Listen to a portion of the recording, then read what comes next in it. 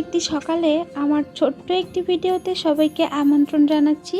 আশা করি সবার ভিডিওটি অনেক বেশি ভালো লাগবে। তো সবাই কেমন আছেন? আলহামদুলিল্লাহ আমি কিন্তু অনেক বেশি ভালো আছি। আর তাই তো ছোট্ট একটি ভিডিও নিয়ে হাজির হয়েছি আপনাদের সামনে।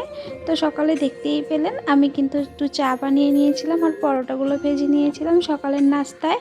এরপরে আমি ঘর গুছাতে চলে এসেছি, বিছানাটা তুলে নিয়েছিলাম। এরপরে দেখলাম বাইরে অনেক বেশি মেঘ ধরেছে, একদম মেঘাচ্ছন্ন আকাশ, এই বুঝি বৃষ্টি আসবে। তো আমি ব্যালকনি থেকে কাপড়গুলো সব উঠিয়ে নিয়ে ভাঁজ করে নিয়েছি। এবার এগুলোকে ড্রয়ারে রেখে দিলাম। এরপরে চলে যাব দুপুরের রান্নার জন্য। এই তো ফ্রিজ থেকে আমি ডিম বের করে নিচ্ছি। আজকে আমি ডিম ভুনা করব, জন্য ডিম নিয়ে চলে যাব রান্নাঘরে দিয়ে ডিমগুলো সিদ্ধ বসিয়ে দিয়ে টুকটাক কাজগুলোও সেরে ফেলবো। সিঙ্গেল চুলা, তাই আমাকে একটা একটা করেই সব কিছু করে নিতে হয়। তো ডিম বসিয়ে দিয়ে তারপরে হয়তো আমি পেঁয়াজগুলো কেটে নেব বা কাটাকুটির কাজগুলোও সেরে ফেলবো।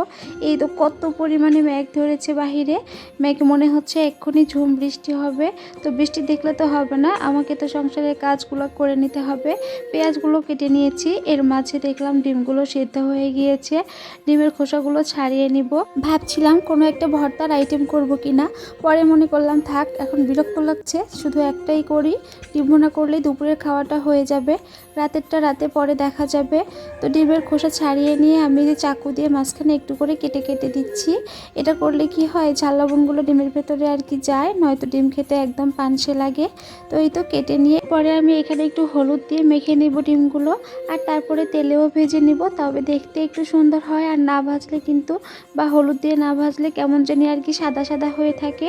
তো এই তো কড়াইয়ে একটু তেল দিয়ে নিচ্ছি, এরপরে আমি ডিমগুলোও দিয়ে দিব, তবে হ্যাঁ হালকা ভেজে নিব।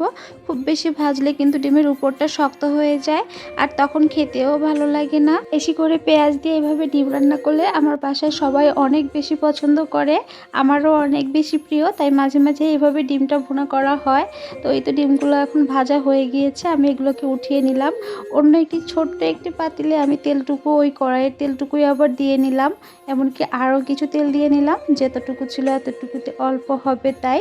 তারপরে পেঁয়াজগুলো দিয়ে দিলাম, পেঁয়াজগুলো দিয়ে একদম ব্রাউন কালার হওয়া পর্যন্ত অপেক্ষা করেছি।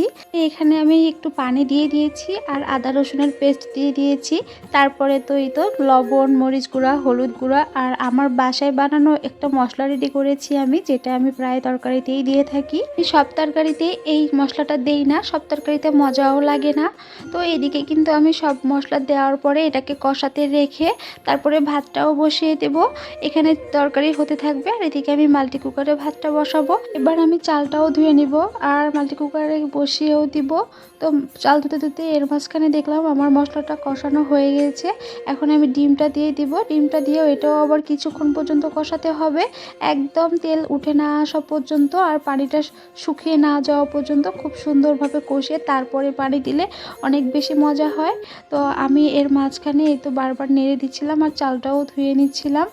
আর তারপরে আমি চলে গেলাম আবার ভাতটা বসিয়ে দিতে। পানিটা আমি আগে থেকে রেডি করে রেখেছিলাম, চালটা দিয়ে ঢাকনা দিয়ে ঢেকে দিলাম। এরপরে আবার চলে আসলাম, এই তো এখন পানি দেওয়ার পালা, অনেকটাই হয়ে গিয়েছে। এবার পানিটা দিয়ে কিছুক্ষণ জাল করে নামিয়ে নিব, তাহলেই হয়ে যাবে। সবার সুস্থতা কামনা করে আজকের ভিডিওটি এখানেই শেষ করব। ভালো থাকবেন সবাই, সুস্থ থাকবেন আর আমার জন্য বেশি বেশি দোয়া করবেন। আল্লাহ।